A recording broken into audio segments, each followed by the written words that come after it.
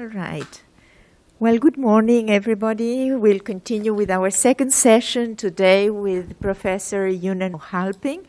Yesterday he gave us a very interesting lecture, and today he will change the subject into Patrick Cavanagh. So Professor Eunan O'Halpin is a retired professor of contemporary Irish history at Trinity College, Dublin, and his research interests lie in 20th century Irish and British history and in intelligence and security studies. His most recent works, as we saw yesterday, are Kevin Barry, An Irish Rebel in Life and Death, published in 2020, and The Dead of the Irish Revolution, 1916-1921, published by Yale University Press, again on 2020. He is currently preparing 3 further studies: An Ireland at War, Ireland's Conflicts, 1922-24, Irish Political Killings and Deaths, 1922-25, and Neighbors from Hell, Afghanistan and the Second World War Belligerents, 1933-1947. So I welcome Professor O'Halpin again, and thank you very much for being with us. Thank you very much, Lara. Excuse me. Okay, I'm delighted to be speaking here again today. After my talk yesterday, Eve told me I spoke too fast. People have been telling me this, students and audiences, for about 40 years. I think people listen too slow, but I will try to talk more slowly today. And in some ways today the topic of my talk is partly, in a sense, academic, though literary perhaps rather than historical. But it's also, inevitably, when I speak of most things except Afghanistan, it's familial as well. Because I'm going to talk a little bit today, and we'll have to watch the time, Chair, and you will have to shut me up, about a very famous Irish poet. But in some ways he's very famous in Ireland, in Britain and in Europe, and for some odd reason his fame hasn't really registered, certainly in North America. And this despite the endorsement in particular of Seamus Heaney, the late Seamus Heaney, who in fact was of great practical help. The only time I actually had to approach Heaney in 1985 in relation to Patrick Cavanagh's work, because we needed to get a new literary agent, and he couldn't have been more helpful. But so Heaney hasn't really Cavanagh hasn't really crossed the Atlantic at all in the way that certainly, obviously, a world-renowned figure like William Butler Yeats has. And there's an interesting set of questions there. I think part of the answers lies, and as in many things, in what might be regarded as a private or a family dispute relating to who owns Cavanagh's legacy. And really, to some extent, today I'm going to be talking as much about that as I am, because I'm not a literary critic. I know some of Cavanagh's work, but not all, about Cavanagh as a poet. And so I'll begin, and largely I'm going through the convenient medium of PowerPoint. So if we could go to the first one. Yeah, just to say, Cavanagh famously was born in a very rural setting, and his first writing, and he wrote a lot as a poet. He even wrote an autobiography while he was still what you might call in Ireland a small farmer. He was the eldest son of a farmer and shoemaker. He left school at about 13. He grew up not in complete poverty. You can see that's the Cavanagh homestead. It's a 2-story house. The family owned a couple of very small farms. But so he wasn't, and in the hierarchy, within rural Ireland, as certainly in rural India, which I very briefly was in, the hierarchy of poverty becomes more complex the lower down you get. So in other words, if somebody has 2 rooms, not 1, they are very much more seen in that thing as, well, they've got 2 rooms, we only have 1, and so on and so on. And by that standard, I don't think Cavanagh came from at the time what would have been regarded as a thing of rural poverty. But he certainly grew up without much money. But in a family, and in a community which, in some respects, respected learning, there was no sort of social cost to being known to be a reader, nor to being known to be a writer. And Cavanagh, as a very young man, began to publish poetry in local newspapers and to send his poetry, which at the time was very, you might regard it as quite primitive and sort of bucolic, if you want. You know, and naive and very, in some ways, very Catholic. But my point is that even as a pretty poor son whose only hope, not hope, but whose life lay as the eldest son, in some sense waiting for his parents to die so that he would inherit the farm, right? And with that, in the stereotype of post-famine Ireland, you didn't marry till you had a farm, to bring your bride to. And in some ways, that kind of agonizing wait for fulfillment, it was embodied particularly in his long poem published in 1942, which was recognized immediately in Britain as an outstanding piece of work, and not just as a sort of a naive sort of young farmer's thing, The Great Hunger. And using the term The Great Hunger, which of course echoes back to the Irish famine, but he writes about an Irish farmer getting older. He's unmarried, he's celibate, he's devoting his life energies and his life forces, in a sense, into making the land fertile. And instead of, in a sense, promoting his own fertility and so on. And it is in some ways a very bleak poem. I think some of the literary commentary of it kind of missed the point that it was written in the middle of the Second World War. So there's a practical context. The Second World War, Ireland remained neutral, because effectively it was protected by Britain and later by the United States. Defence-wise, it was able to. But in terms of the Irish economy, especially the rural economy, not that it was a huge, there was no agribusiness then, there were no, it wasn't like the mass farming that you see in Ireland nowadays or even in Brazil. It was a, pretty subsistence kind of farming. But even that became very much more difficult for practical reasons, because you couldn't get fertilizer, for example, because that was imported, I think, largely from Chile.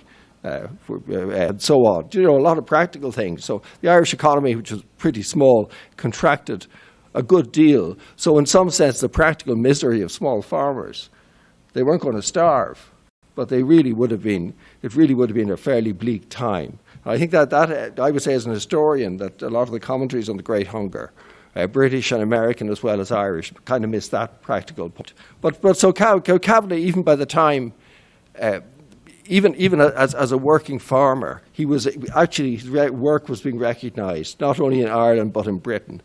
So much so that it was only he briefly left County Monaghan, which is in the northeast, just on the border with Northern Ireland, from the village of Inniskeen, where he was from. In 1931, he came to Dublin and he went to see George Russell, who was a very important promoter, if you like, of Irish, of English language, Irish culture, and poetry and drama and so on. And he went to Russell. Russell didn't know he was coming. And Cavanagh, to emphasise his sort of rural peasant background, he didn't get the train to Dublin. He walked to Dublin in his work clothes.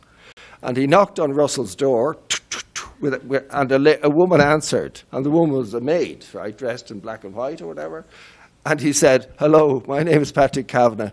Is your husband in?" Because he didn't know that people had servants, or so it is said. And Russell was very nice to him and encouraged him a lot, read his work, gave him books by various writers, Irish and otherwise, and absolutely, really encouraged him thereafter in correspondence, published a lot of his material, and when the Irish Statesman, Russell's magazine, went out of business, encouraged him to find other outlets. So here's a poet who actually is getting recognition while he's still working down at the farm or whatever. But he in a sense had a great hunger for more. I think he had a great hunger for first of all, for getting out of rural Monaghan and seeing a bit of the bright lights of Dublin. It's ironic to think that anybody thought Dublin had bright lights at the time, but compared to Inniskeen, Dublin was like Sao Paulo without the traffic, right? He went to Britain in the late 1930s briefly, so he travelled a bit. And wherever he went, I think if you look at his narrative, he actually did get recognition. He felt always he didn't get recognition and that he didn't get sufficient, but in particular, he didn't get much money, okay, throughout his life.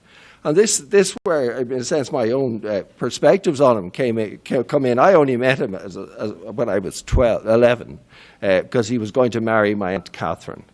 I'd heard vaguely about him. My older sisters remembered him vaguely being in my parents' house, but I didn't have those memories because he met my Aunt Catherine, ironically, in London through a family connection. But he'd known my parents who lived on Pembroke Road in Dublin in a flat, which is where lots of sort of literary type people lived. After my dad left college, my father was in a kind of literary set with Anthony Cronin, who was a very close friend of his, and who edited, my dad and Cronin edited the National Student, which is actually a very serious student newspaper. It published a lot of writing and poetry in the 1940s. So Cavanagh was sort of a figure, a peripheral figure in the family vocabulary before, as it transpired, he was getting married to my aunt. But also, I was sitting in school in September 1966, and the teacher came in, the English teacher, and said, "Okay, we're doing such and such. We're using a new textbook, which is very important called Exploring English, which Augustine Martin, who was professor in UC of Anglo-Irish Literature, had edited 2 volumes, one of prose and one of poetry. And this, for 20-something years, became the dominant text for high school students, right, studying poetry, right, and poetry and prose. And it was really, for its time, very innovative. It had a very innovative kind of jazzy cover, and it was quite different to the book I showed yesterday, the kind of very traditional late 19th, early 20th century collections of Irish poetry or British poetry considered suitable for young people, because you have to keep young people from bad thoughts. I hope you still do, right? You can't touch on issues of sexuality or desire or anything like that, because it wouldn't be right, you know. But whereas Exploring English was quite radical in that because of the choice of poets and also because of the choice of material. And so he mentioned, the priest mentioned, we'll be Paddy Cavanagh. And I poked the guy in front of me, a man called Maher Sheehan, whose brother Ronan is quite a well-known writer and novelist. Maher himself married a Brazilian and lived way down in the south for 15 years, but they've come back to Ireland. They were worried about the security issue in terms of their daughter. But I said to Morris, he's going to marry my aunt next year. And of course the priest said, "What are you saying? Stop talking." But there's a memory. So for about a year and a half, I met Cavanagh. And the point about Cavanagh, he had a reputation by the 1960s for being an absolute bore, right? His resentment at the fact that when he became a full-time poet, there was no money, right? Even you got recognition, you got published. I don't know, there may be poets now. And the irony is, because of my family's connections, as a kid, I grew up meeting a lot of creative people, a lot of artists. And my aunt became a very well-known stained glass artist, I'll say.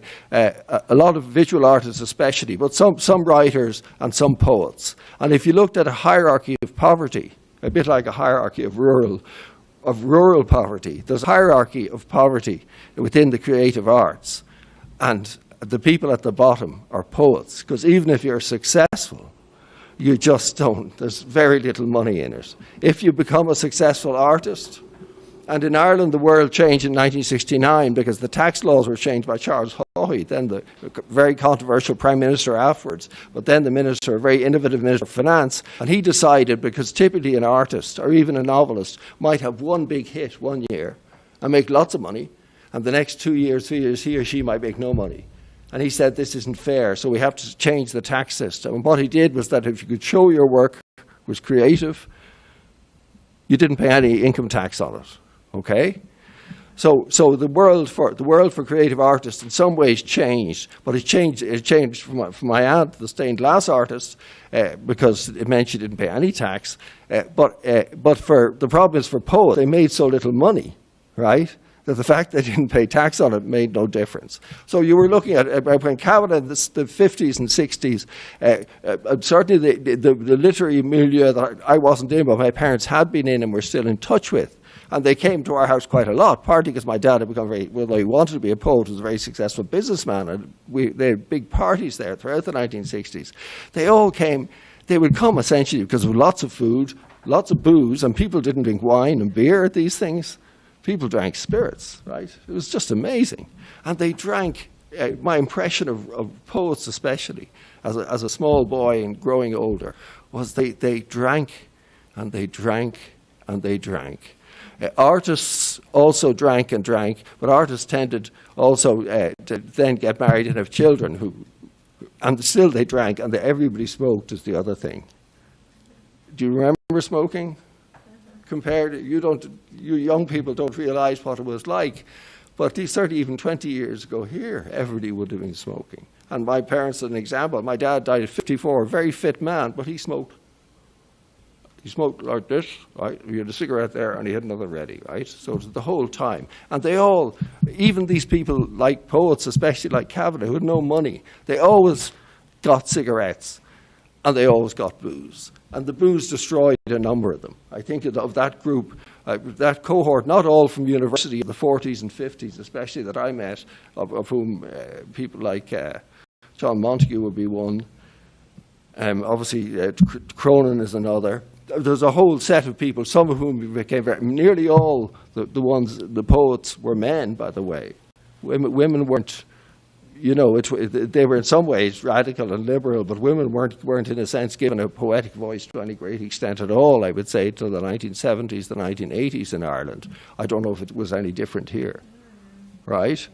But the thing is, they were in a sense almost like addicts, in that they convened in pubs, they drank to excess, they smoked all the time, they talked politics, whatever they did, but it was really drink and a cloud of smoke and a fog, just awash with drink. And some of them it nearly destroyed, including Kavanagh in the 1950s and the 1960s.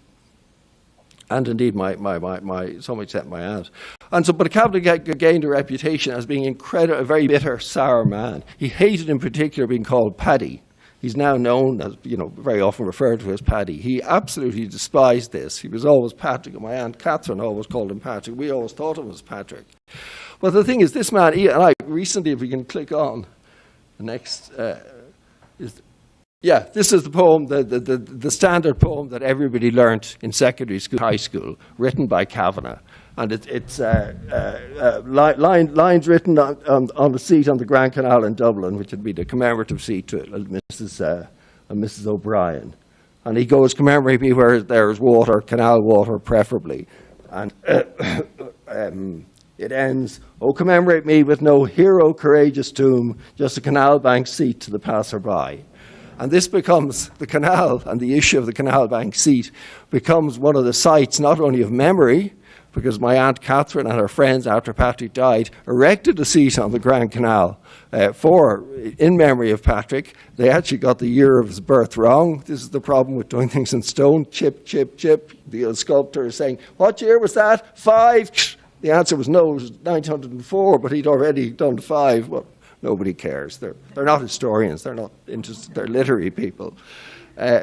So almost any child of my generation, when they were 14, 15, 16, they knew this poem off by heart because it came up in the examinations, the state examinations, year after year after year. And so that's one way Cavanagh was popularized. Can we click on? Yeah, but Cavanagh, even before that, even when he was still, as he regarded, an unregarded, unrecognized peasant farmer and writer of largely semi-religious verse, he'd actually written an autobiography. He wrote an autobiography when he was 34. I don't know how many. Have you written yours yet? I thought you told me you had, right? Your autobiography, I thought you'd written one by now. or you must have written 2. Eve has written several. But imagine, and he got it published by a well-known publisher in London. This is an amazing achievement, right? And I think part of Cavanagh's problem was he didn't recognise his own achievements. The very fact that he could write an autobiography really describing the life of a young single farmer in a poor part of Ireland, right? For most of us, we would think, wow. And it was very well received by British literary critics and things. It wasn't some sort of cheap publication, and yet he never put much value on it. And again, as a novelist, he wrote a very successful novel called Tarry Flynn, which is often put on now as a play by the Abbey and elsewhere. And it's been very successful. But again, he somehow felt this wasn't really what he was about. He was largely a poet, and he always felt that, because I think he measured the success of his poetry not by many rounds of applause he got, not by how much he got published, but by how much money he made from it. And I'm sorry, any poets, even now, who are watching, there's no money in poetry. There's some money in art, there's a lot of money in fiction, but if you're a poet, be prepared for constant poverty. My own son isn't a poet, he's a creative composer, and he lives entirely on grants. He writes this esoteric 21st century electronic music. But he lives entirely on... But the point is, he can use... So there is a social welfare system, right? There was no social welfare when Cavanagh was there, so he lived on his income, and you couldn't make money, and you can't make money now in poetry, but you can in literature, and you can in art. And particularly in Ireland, because we have retained a very benign thing towards earnings in the creative arts, whereas I say you can earn a lot one year, but not be taxed on it, so that when you don't earn much the next year, it's not a disaster. Can we click on? Yeah, that's the Great Hunger. Just go back. The Great Hunger has been issued and reissued as part of Cavanagh's work in collections, but also separately as a classic by Penguin Books and so on. And Penguin in Britain now publish a lot of Patrick's works. Now, they do that because after very much struggle, the copyright in Cavanagh's work was left by his widow, my aunt Catherine, was left to a trust, of which I am now a member. And the trust exists for one purpose only. It's to support poets, quote, in their middle years. Because she says, my late husband always felt that people who had achieved some distinction, as it were, who had been published and were recognized, but they often ran into difficulties in their middle years. So the paradox of a poet, that you can be successful, but you remain really poor. And so all the money, and there's quite a lot of money on it, if you aggregate it on an annual basis, all the money that comes from the copyright in Cavanagh's work goes to this trust, and we give it to people who apply to us, saying, detailing their circumstances, detailing their work. Sometimes it's people, for example, people who have a family illness or whatever, and therefore have to work or are really on social welfare. Sometimes it's people who want to take a break from a job, right? Whatever. But anyway, we give out this money every year.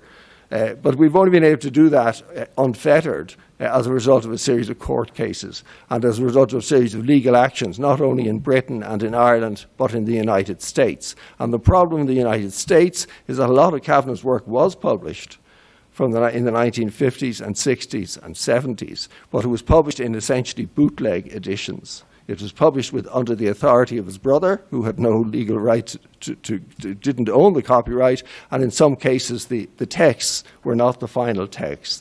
In some cases they were texts which I think were probably polished up by the brother, who had been an enormous support to Patrick in his life in the 1950s, but who took the view that my aunt, by marrying Patrick so close to the end, because he died very suddenly, he only had one lung when he married. He had a lung removed for cancer in 1955, which you would, in those days he was really lucky, even now, cancer.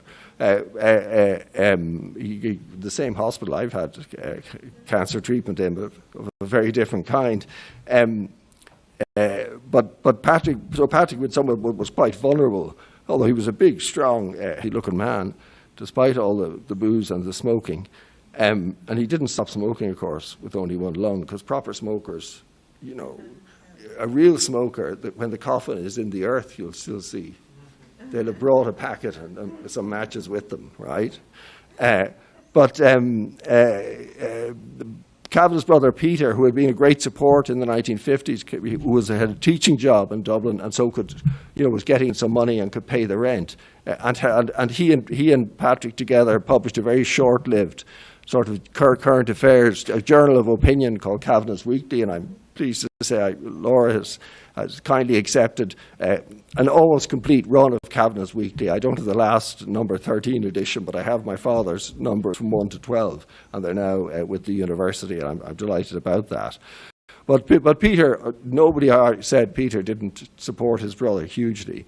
But after Patrick's death, and Peter turned against my aunt, because my aunt had, as the wife, inherits what was such estate as there was of Patrick's, which was really simply the copyright of his works, because he had no money and he had no assets.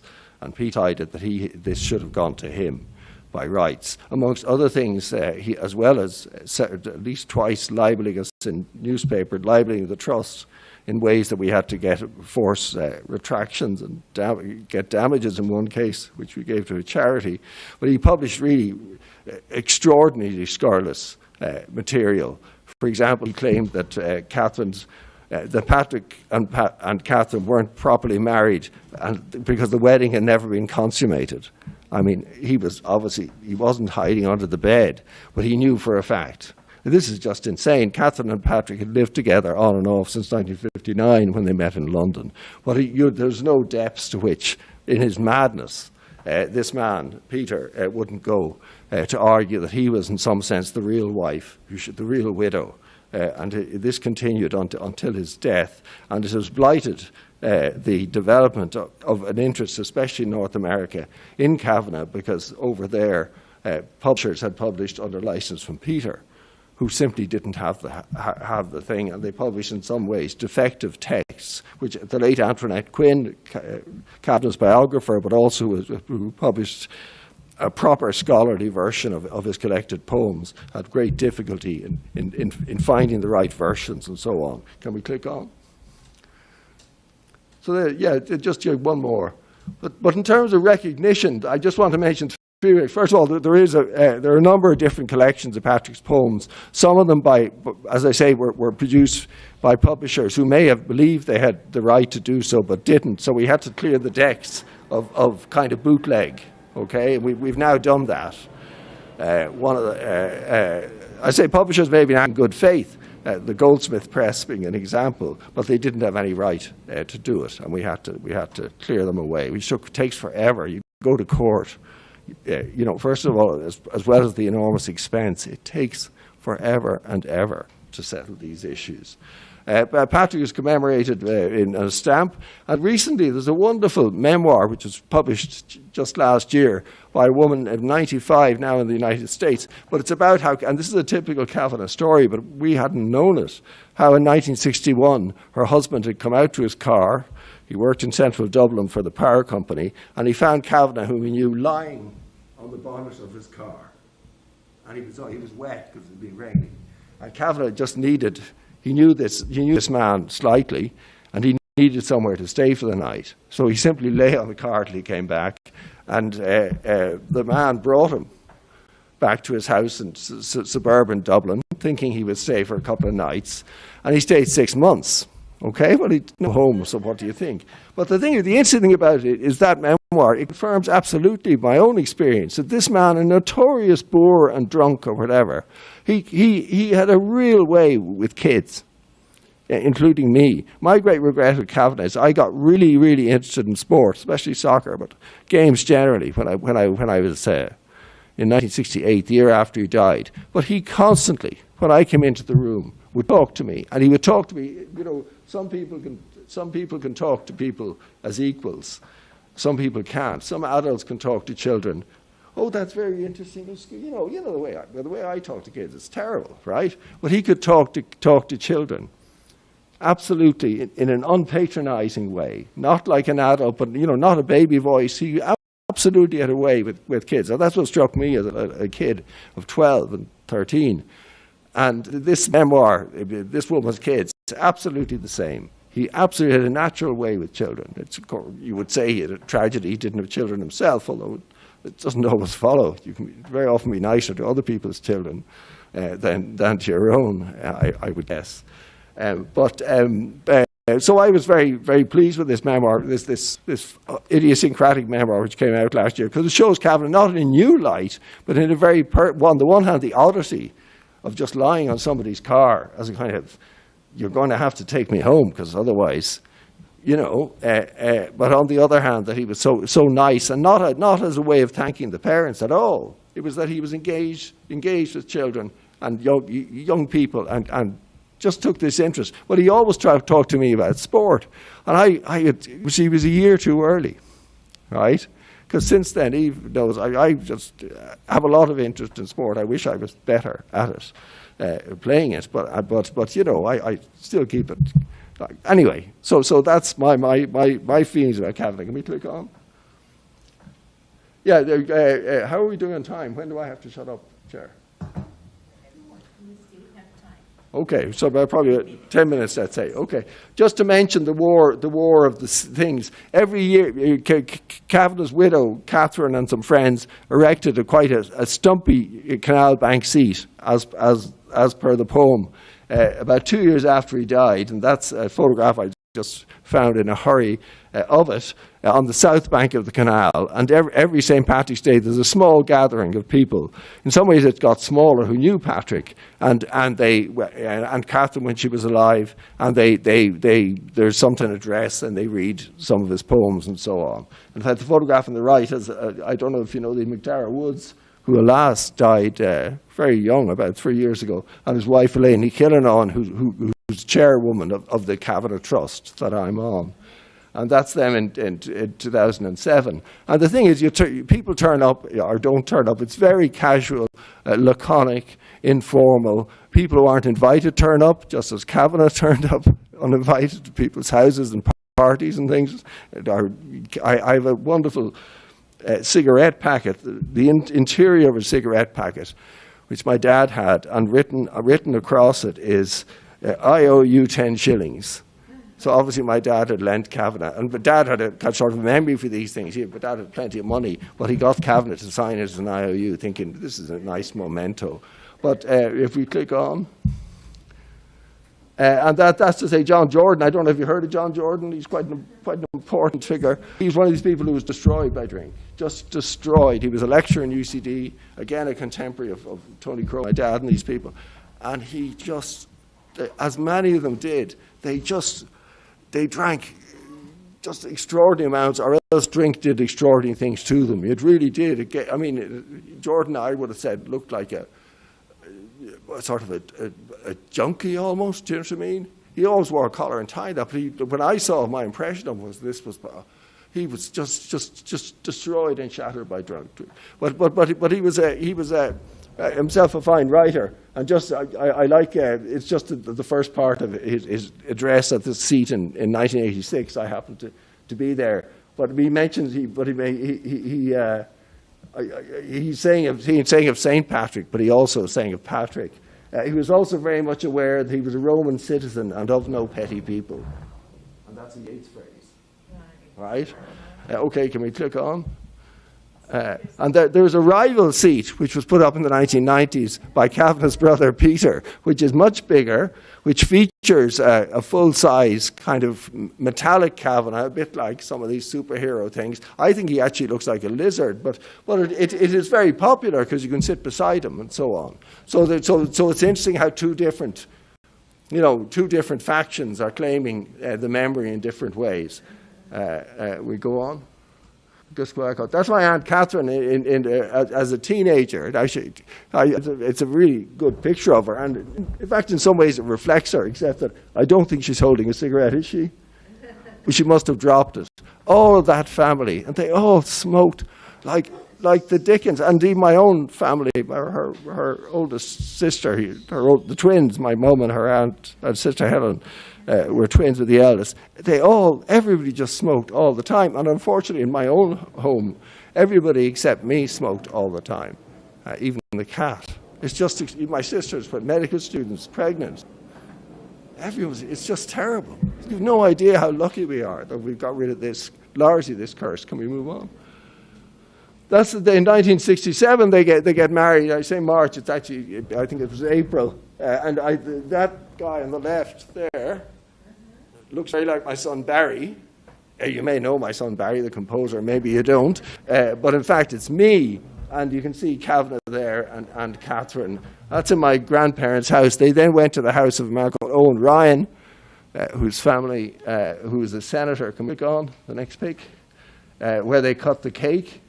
And this is typical because Owen Ryan was a very wealthy businessman. He was the son of Dr. James Ryan, who was in 1916, who was a Fianna Fáil minister, whose sisters married, one of them married the president. In fact, two of the sisters married the Irish president, Sean T. O'Kelly. There was no polygamy. One died and then he married the sister.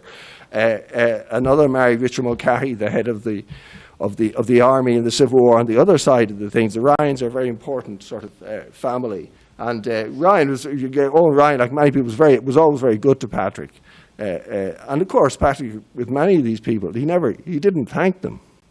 Because in a sense, I think he resented the fact that they were so, that they had made money through connections or through politics or through business, including my dad. But still he expected them to serve, and rightly so. Just to move on. But just to say, in September 1967, my 13th birthday, I went to see Aunt Catherine and Patrick, and he gave me this. He said, "This is the best collection of poetry in the world." Now, whether this is true or not, it's a matter of debate, probably. The Oxford Book of Light Verse. And you can see his handwriting, which is as bad as mine. He writes for Eunan, Patrick Cavanagh, Dublin, 1967. And obviously, I still have that. And he sent, my aunt said, he sent James Liddy and Pierce Hutchinson. I don't know if you know Pierce, who died some years ago, who's a well-known, absolutely penniless poet, who lived in extraordinary squalor to the end of his days, but latterly, because of social welfare changes, he wasn't starving anymore. But Patrick had sent them off to get this work so that he could give it to me, and it was very kind of him. And I actually did read a lot of it. Can we click on? Yeah, but then we come just finally to the graves issue. When Patrick died in 1967, he was buried up in Monaghan in Inniskeen, and his brother, which seemed reasonable, put that cross on top of his grave, as well as some stones which are mentioned in one of Patrick's early poems about the sort of rural surroundings in which he grew up. However, after my aunt died my aunt Catherine died young in 1989. She had vascular dementia, which I'm sure was caused by just this constant smoking and quite a lot of boozing, but loads of smoking. And so she died. In her last years, she kind of was losing her grip. And in the way that fate makes you and families be it, I was told by her solicitor, you have to do something about Catherine's agent in London, the man who's meant to be collecting the fees, assigning copyright and all that kind of thing, because he's not giving Catherine the money. And this, of course, was an old friend, an old boozing companion of theirs since the 1950s, called Tim Okeefe, of the publishers Martin Brown and Okeefe. And we had found this out because obviously not Tim, but one of his colleagues, Martin Green, wrote to the solicitor saying, you realise Okeefe isn't giving Catherine any money. And Catherine was losing grip, so she didn't realise it. Because she used to go to meet Okeefe in London, and he'd give her cash in a pub and say, that's it. Anyway, I had to write him a formal letter. And I couldn't understand why the solicitor wouldn't write it. And then when I thought about it, the solicitor himself was part of that club, that milieu. He was a friend of O'Keefe's as well. He was drinking with them and smoking with them and whatever. So he obviously didn't want to do it to his own friend. So I had to write this pompous letter. I can write pompous letters very easily. You therefore must desist, and kind of amateur legal letter. Okeefe was much offended and tried to contest it, but we managed to take the agency away from him, And in particular, Peter Fallon was very helpful. I don't know if you know Peter Fallon, the poet, who's also an agent and writer. And for a time, he acted as the agent and got the copyright in order. And now it's Jonathan Williams. So we've sorted out the copyright issues. But the problem with the grave, when Catherine died in 1989, I was actually teaching a summer course in Cambridge for Cambridge and an American university, and I couldn't go to the funeral. But at the funeral, Catherine said, I'm leaving the copyright to this trust, which I hereby create, and B, I want to be buried with my husband. And my late sister Dara, who's a very imperious medical consultant, like most medical consultants, she contacted the Cavanagh family and said, listen, Catherine wants to be buried with Patrick, is that okay? And the sisters who owned the grave said, certainly, of course, the wife should lie with her husband. She then rang Peter in the United States, knowing he could be difficult, but my sister was a pretty tough person. She was the eldest, and you know what that's like. She said, look, Peter, we're very sorry to tell you Catherine's died. And he said, oh, very sorry to hear she died. Oh, you know, all this kind of fake, whatever. And I said, she's going to be buried with Patrick. Is that okay? I've already asked your sisters. And Peter said, that's fine. So Peter agreed, unless my sister was a liar. He agreed to it from America. When the funeral comes up to Inniskeen to the graveyard, right, where Patrick is buried, they had opened a different grave. Right? They dug the grave beside it, which belonged to one of the sisters. And the ceremony was going ahead when one of the sisters said, hey, that's my grave. You know, because in Ireland you buy your grave beforehand. I haven't done it yet, but I better hurry. And my aunt Helen, the artist who was the executor, said, what? And the sister explained, they've dug the wrong grave. That's where Catherine should be, not here. And the parish priest wanted to keep going with the ceremony. He'd obviously been told by Peter. The grave diggers wouldn't dig the right grave. And so people in the funeral party, the solicitor stepped forward, John Jay, who was a terrific man, a Jew, very unusual, an English Jew acting as anyway, he stepped forward, produced the will. He said to me, I always bring the will to a funeral. Later, and he said, yeah, the will says, and it has to be here, and the church authorities wouldn't help, the gravediggers wouldn't help because they were afraid of Peter in America, because he's a very bullying figure. So in the end, members of the funeral party had to dig the correct grave. It was just, in some ways, this is farce. It's like The Field. It's kind of funny, but it gets worse. So Catherine was buried there. They replaced the headstone and so on. And the question would have arisen: how do we put Catherine's name, mark the grave where she's buried with her husband? Well, about 3 weeks after this, the burial, Peter came back from America, got a tabloid newspaper and photographer, and he removed the grave covering and the cross, and he took them and he put them in the front garden of the Cavanagh homestead. And he said, quote, they can have the bones. But so he said, my brother's grave is now in the front garden of the homestead. Now, culturally, this is weird. To interfere with it is really, you're talking about ghosts, to interfere is really odd. But anyway, my aunt Helen, Catherine's executor, was left with the dilemma of what to do. And being an artist, can we click on? That's Helen there. That's some of her. Click on. But being an artist, she designed a very beautiful headstone. Can we click on again? That's it. Stay there. Now, it's not a very good photograph. The best photograph of that I have to give to the police. You'll see why in a minute. But it had a beautiful kind of, it has some lines of Patrick's poetry on it. It says Patrick Kavanagh, poet, his wife Catherine, and it has their life dates. Okay? That's all. And it has a Maltese cross. Do you know a Maltese cross? In the center. And it has this thing like an eye socket, so that when the sun shines in at a certain point, it's an allusion to something that Cavanagh wrote. And it's really very beautiful, and the lettering is very beautiful, or was very beautiful. So that became the headstone, because there was nothing else there. And that remained, can we click on, for about 5 years. And then don't stop there. And this is what remains of it now, which is the Maltese cross, which we have in our house. Because in August 1998, a group of men, I can tell you who they are, but I'll name one of them. It's Peter Kavanagh. with two others. I've named two of them. The others, a little shit, a stage Irish local politician called Paddy Murphy, and a third person who I won't name because he's still alive, came along with a trailer. It was a big slate thing, and they removed the headstone. They carted it off, and they took they replaced it with the original headstone, which had been in the Cavanagh front field, right? Now the Irish police may not be that smart, but they could work out what needed to be done. I got onto them and so on, and they got a search warrant. They searched the Kavanagh, the house and home, and out the back there's a bog, and they found the gravestone broken up. It had been broken up with a sledgehammer, and they found the sledgehammer which they think was used to break it up. I say they think. And I'm pleased to say Peter was arrested. Paddy Murphy, I think, was arrested, and Mr. X was arrested and taken in for questioning. So we had some vengeance. I don't believe in vengeance except when I'm delivering it, right? Can we go on? I'm sorry, go back up. Yeah. No, go on, yeah. And that's why, yes, one more.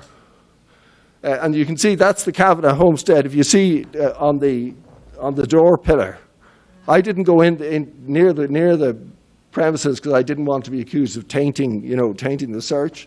But that's a policeman, a guard a warm day, he left his hat there when they went inside to search it. And you can see they had a trailer coming out, and you have this headstone, and there's a detailed shot. I actually haven't identified the lines, but it's some of Patrick's words, smashed up by his brother as an act of jealousy, because the gravestone also conveyed the fact that Catherine was there.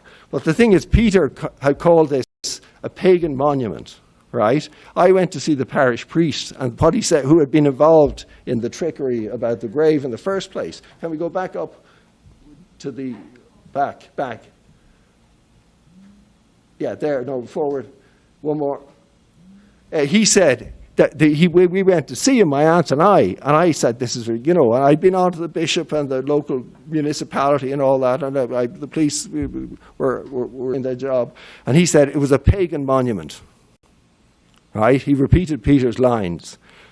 And in the end, in some ways, unfortunately, 2 weeks after, the headstone was stolen and the police discovered the broken bits. What's called the Omagh bomb, which is the last big atrocity of the Troubles, occurred when 29 people were killed and 2 unborn twins who were about to be born were killed in Omagh, just across the border. And the police station dealing with that issue was the police station on our side of the border, because the bomb had come across. Was Carrick Cross, the relevant guard the station. And they kind of, I can see why they lost interest to some extent. So 18 months later, the sergeant, who'd been very good, got in touch with me and said, look, they now say they can't use the forensics, they can't prove with forensics that the sledgehammer they found was used to break up the stone.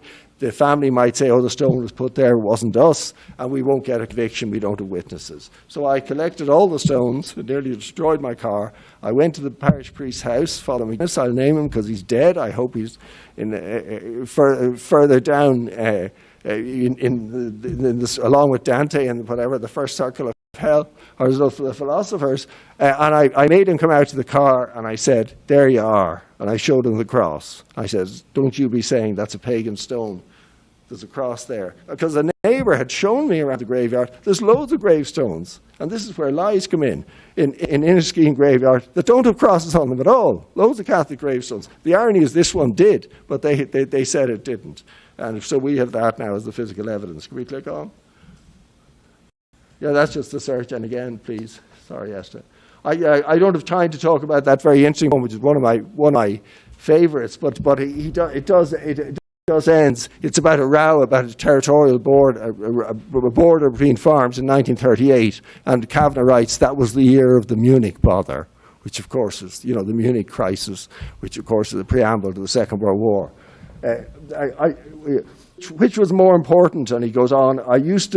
I inclined to lose my faith in Ballyrush and Gorton. These are townlands where this row about a frontier arose between two farmers. Till Homer's ghost came whispering to my mind. He said, I made the Iliad from such a local row.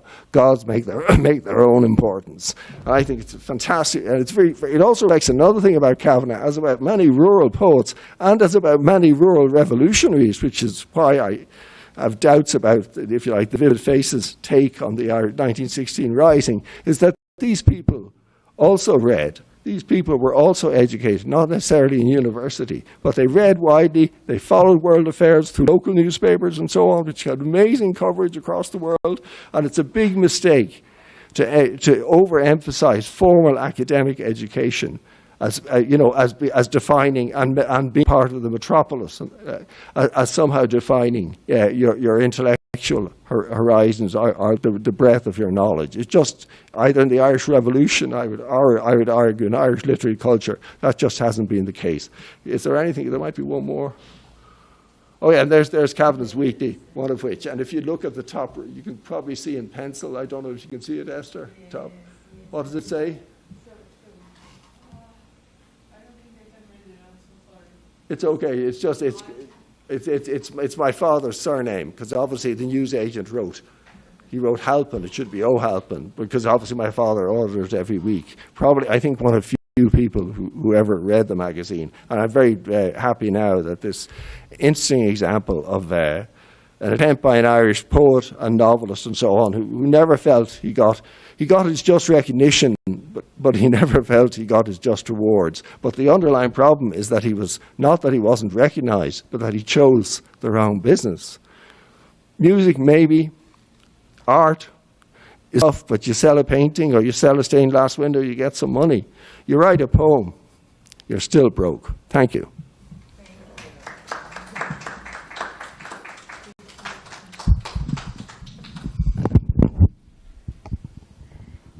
Thank you, and thanks a lot for all this talk and bringing us all your memoirs of Patrick Kavanagh. I am really very happy because I introduced Patrick Kavanagh in my course, especially not only in poetry but also in literature and difference, when we deal with post-colonial literatures and with hunger all around the world, and the great hunger. That famous poem of Patrick Kavanagh is the opening of my classes, and it is a long poem. Of course, the students only read the first part of this poem, but it's interesting to have all this background, and so I will use part of the recording of this lecture. It's very interesting to have this background.